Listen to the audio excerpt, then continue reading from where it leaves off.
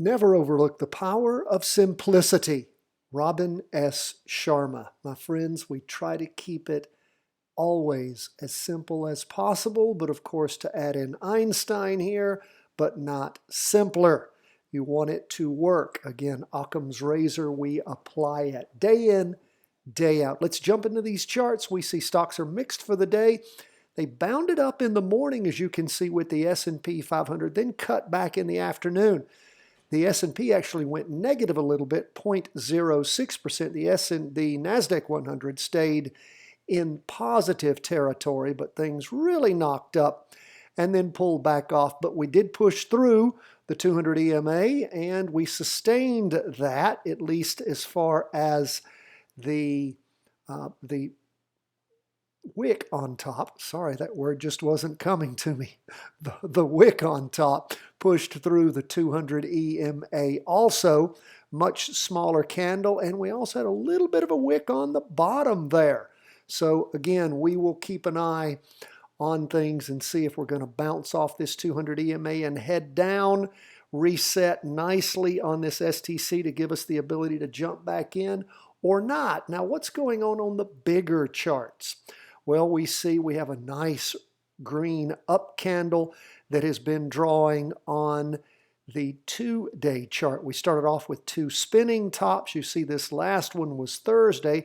The latest candle represents both Friday and Monday, so it is complete now. Still below the 200 EMA, heading up, still red on the STC, hoping it's going to be going to green soon. Where are we on the weekly? Weekly is still green. It's been down for 3 weeks, sideways last week, really a doji, and then popping up green this week. So hopefully that's a good sign. Things will be moving in the right direction. Let's see how these charts play their way out for us. Like I said a minute ago, NASDAQ 100 stayed in positive territory. It popped up in the morning, down in the afternoon, but still up for the day, 0.65%. Green on the STC. At some point, we want to see that reset. Still a ways to go before it pushes through the 200 EMA, unlike the S&P 500. Remember, EMA is exponential moving average. We're below it. We're in what we call a downtrend. We're above it in an uptrend.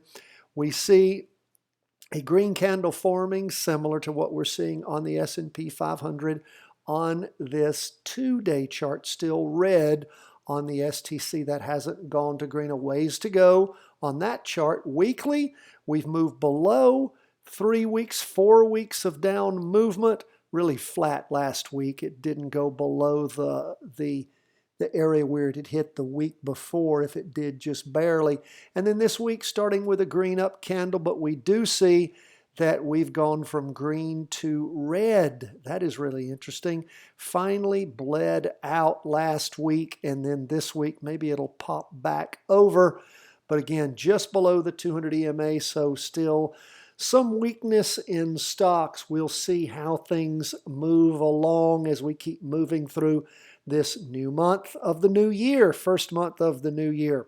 Where are we on 20-year bonds? Well, they have managed to push up strongly over the last several days, pushing through in the morning and then sustaining that in the afternoon, up 0.53% for the day, pushing through the 200 EMA, green on the STC. That's good to see. 2-day, still a ways to go. We see 3 2-day candles, 6 days of up movement. It went to green here on this latest candle, still below the 200 EMA. Same on the weekly, but we do see, again, going into the second week of up movement there. So we hope to see, again, bonds had gone up for 5 weeks, then down for 2 weeks.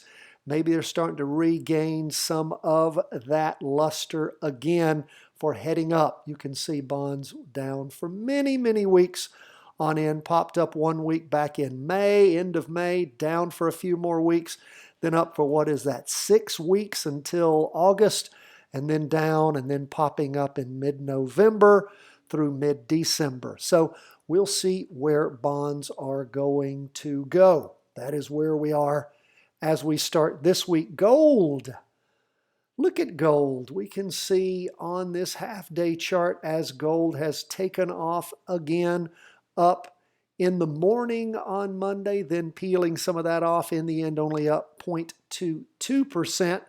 above the 200 EMA, green on the STC. Same on the 2-day chart, green on the STC, above the 200 EMA. Gold just continuing to push up nicely. And the weekly, we see the same thing. Gold has a ways to go before it can hit that most recent high back in March of last year, a high of $193.30. It, of course, reached a high over the course of the day of $175.20. So again, it's got more room to move up above the STC on that weekly chart. And you can just see when gold boosted its way above the 200 EMA on the weekly, just kept on a plugging away. That is beautiful. I like to see the precious metal doing well. Where are we on Bitcoin? Bitcoin on this half-day chart, well below the 200 EMA. Of course, Bitcoin has moved all around over the last many weeks. We can see where we had that huge trend down after we were hoping to stop somewhere along that $18 mark, $18.20 mark, and then of course down to the 1530s or something like that, even a little below. And now we're up around, I guess, let's see where we are at the end of the day at the 1754 mark. So again, we're just waiting, watching. We can see that 200 EMA as it continues to track down with the down movement. We look at where we are on the 2-day. Of course, we can just see all the bleeding. Again, Bitcoin got to find a bottom. People are saying there's a lower bottom here. I don't know. I'm just going to wait and see if Bitcoin does indeed consolidate and then starts to move up. Maybe we're seeing some consolidation here. We could just see things as they're trying to consolidate and then bump down again. So don't know. We'll know when we see it, when we see some good pricing, and then Bitcoin starting to take off again, continuing to make consistent gains and not crashing back again. And we'll be here helping you track it every inch of the way so you can practice trading. That's where we are, my friends. Thank you so much for being with us here on Monday. We've got a full week of trading this week, and we will be here each and every day for you. Patreon members, thank you for all your support. If you want to know how to practice trade options, we've got a great 3-part series available to all of our Patreon members at any of the 3 support levels. Consider becoming one of our Patreon supporters. First thing we'll do is send that out to you. Plus, of course, you will get the Charting Cryptos and Commodities, the once a month question and answer session where we answer your questions, help you backtrack and set up to practice trade your favorite stocks and ETFs. We also have the once a week weekly vertical crossovers. We always endeavor to give you 20 of those where we're seeing strong movement either up or down. We go through the entire S&P 500 once a week to deliver those to you. All that comes to you as a Patreon supporter. So consider supporting our work here. If you appreciate what we do, the things you support tend to stay around. God bless, my friends. All the best from the whole team at Charting Wealth World Headquarters.